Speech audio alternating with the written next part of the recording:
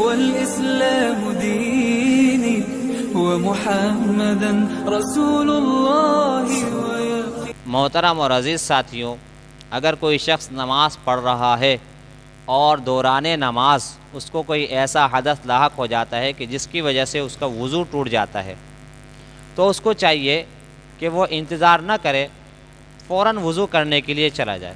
اب یہ وضو کرنے کے لیے چلا گیا تو وضو کرنے کے بعد اب اس کو دو باتوں کا اختیار ہے. ایک تو یہ کہ وضو کر کے جب دوبارہ آئے گا تو دوبارہ سے نماز پڑھنا شروع کر دے، اور دوسرا اختیار یہ ہے کہ یہ جہاں سے نماز چھوڑ کر گیا ہے وہیں سے نماز دوبارہ شروع کر دے. اس کو کہتے ہیں بنا کرنا، قدیم نماز پر بنا کرنا.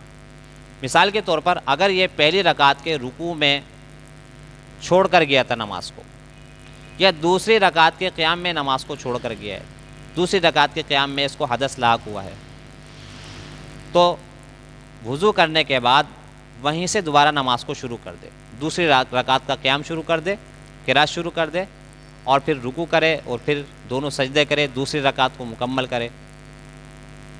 تو یہ بھی کر سکتا ہے. اس کی وجہ کیا ہے؟ کیونکہ حدیث میں آتا ہے، آپ علیہ الصلوۃ والسلام نے فرمایا کہ من قاء، جس کو نماز میں قے ہو جائے، منہ بھر کر قے، ایسی قے کہ روکنے پر قادر نہ ہو، ایسی کہ اگر ہے کہ روکنے پر قادر نہیں ہے تو وضو ٹوٹ جاتا ہے. نمبر 2، او رعوفا، یا نکسیر سے خون آنے لگ جائے، خون نکلنے کی وجہ سے بھی وضو ٹوٹ جاتا ہے. او امدا فی صلاتہ، یا پھر شہوت کی وجہ سے مدی کے قطرے ٹپک گئے ہیں شرمگاہ سے، فلینصرف، اس کو چاہیے کہ فوراً پھر جائے.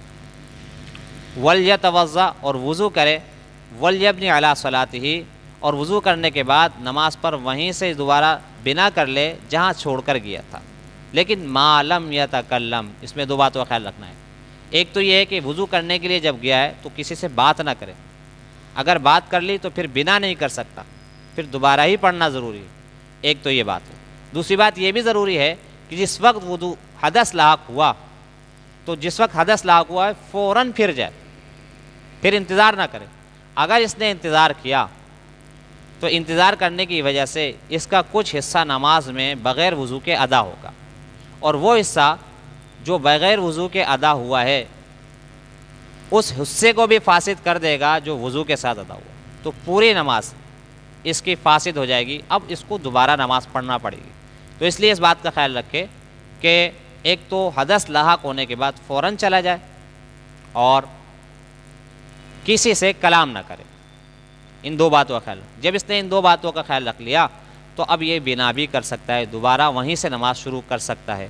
اب جب یہ وضو کر کے آئے گا مسجد میں تو وہیں جہاں وضو خانے کے قریب کہیں جگہ ہے، مسجد کا حصہ ہے، اس میں نماز پڑھ لے، اس کا بھی اس کو اختیار ہے. اور چاہے تو جہاں پہلے نماز پڑھ رہا تھا وہیں آ کر نماز کو ادا کر لے. ان دونوں باتوں کا اس کو اختیار ہے، لیکن ان دو شرطوں کے ساتھ کہ فوراً جیسے ہی حدث لاحق ہو فوراً چلا جائے اور کسی سے بات بھی نہ کرے. اگر کپڑوں پر نجاست لگی ہے تو کپڑوں کو بھی دھو لے، یہ بھی ضروری ہے. اگر نجاست کو نہ دھویا تو پھر اس کی نماز ادا نہ ہوگی، نہ بنا کی صورت میں نہ دوبارہ پڑھنے کی صورت میں.